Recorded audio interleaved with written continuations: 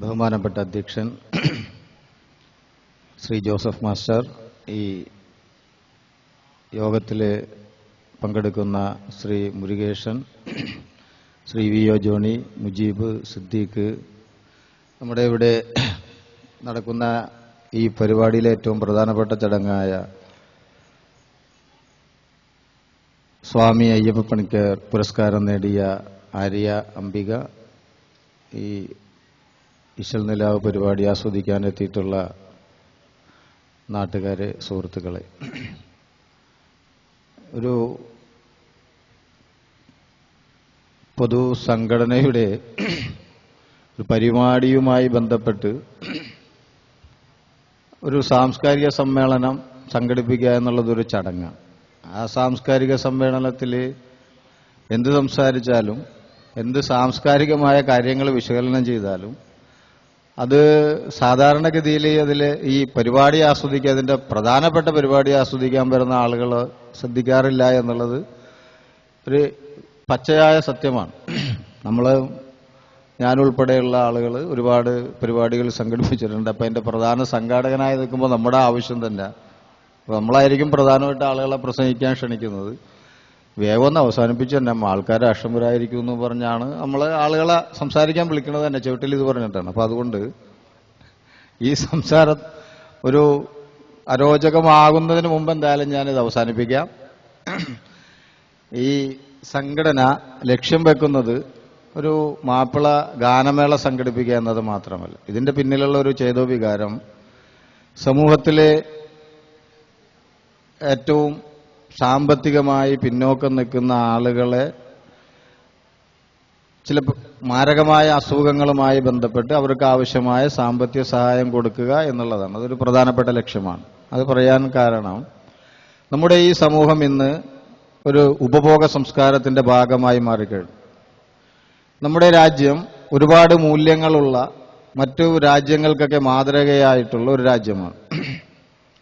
മറ്റു വിദേശ രാജ്യങ്ങൾ അല്ലെങ്കിൽ വികസിത രാജ്യങ്ങളൊക്കെ നമ്മളിൽ നിന്നും പലതും പഠിച്ചുകൊണ്ട് അവർ ആ രൂപത്തിലേക്ക് മാറുമ്പോൾ നമ്മുടേതായ ആളുകൾ, നമ്മുടെ രാജ്യത്തെ ആളുകൾ ആ സംസ്കാരം സ്വാംശീകരിച്ചുകൊണ്ട് അവരുടെ ആളുകളായി അധപ്പതിക്കുന്ന ഒരു കാഴ്ച, അത് നമ്മുടെ മാത്രം ഒരു തെറ്റായ ഒരു സംഗതിയല്ല, ഈ കാലഘട്ടത്തിൻ്റെ ഒരു അനിവാര്യതയിലേക്ക് നമ്മൾ എത്തിച്ചേരുന്നതാണ്. നമ്മുടെ സംസ്കാരം എനിക്കെന്ത് കിട്ടും? ഇപ്പോൾ ഇവിടെ ഈ ഒരു ജനോപകാരപ്രദമായ ഒരു ആതുര ശുശ്രൂഷ രംഗത്ത് പ്രധാനപ്പെട്ട ഒരു സഹായം ചെയ്യുന്നൊരു പരിപാടി ആണ്. അതിൽ നാട്ടുകാരായ നമ്മളെല്ലാവരും സഹകരിക്കണമെന്ന് പറഞ്ഞാൽ സഹായിക്കുന്ന ആളുകൾ ഒരുപാടുണ്ടാകാം, ഒട്ടനവധി ഉണ്ടാകാം. എങ്കിലും അതോടൊപ്പം തന്നെ ഇത്തരത്തിലൊരു പരിപാടി കൂടി സംഘടിപ്പിച്ചാൽ കൂടുതൽ ആളുകൾ പങ്കെടുക്കും എന്നുള്ളത് കൊണ്ട് ഇതിൻ്റെ സംഘാടകർ അങ്ങനെ ഒരു പരിപാടി സംഘടിപ്പിക്കാൻ അനിവാര്യമായി തീരുന്നൊരു സാഹചര്യം എനിക്കെന്ത് കിട്ടുമെന്ന എൻ്റെ ചിന്തയാണ്.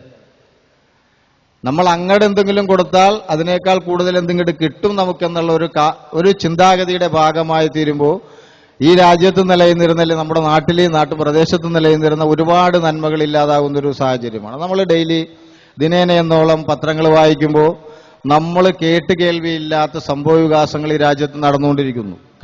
കേട്ടാൽ അറപ്പും വെറുപ്പും ഉളവാക്കുന്ന, അവനോട് തന്നെ നമുക്ക് വിദ്വേഷം തോന്നുന്ന രൂപത്തിലുള്ള സംഭവ വികാസങ്ങളാണ് ഈ രാജ്യത്ത് നടന്നുകൊണ്ടിരിക്കുന്നത്. അത് ഈ കാലഘട്ടത്തിന്റെ അനിവാര്യതയായി മാറിയിരിക്കുന്നു. ഇതിനൊരു മാറ്റം വരണമെങ്കിൽ എല്ലാ കാലഘട്ടങ്ങളിലും ഇതിനൊരു വിപ്ലവകരമായൊരു മാറ്റത്തിലേക്ക്, ചിന്താധാരയിലേക്ക് എത്തുവാൻ സഹായകമായത് നാട്ടും പ്രദേശത്തുള്ള ഇത്തരത്തിലുള്ള ചെറുപ്പക്കാരുടെ കൂട്ടായ്മകളാണ്.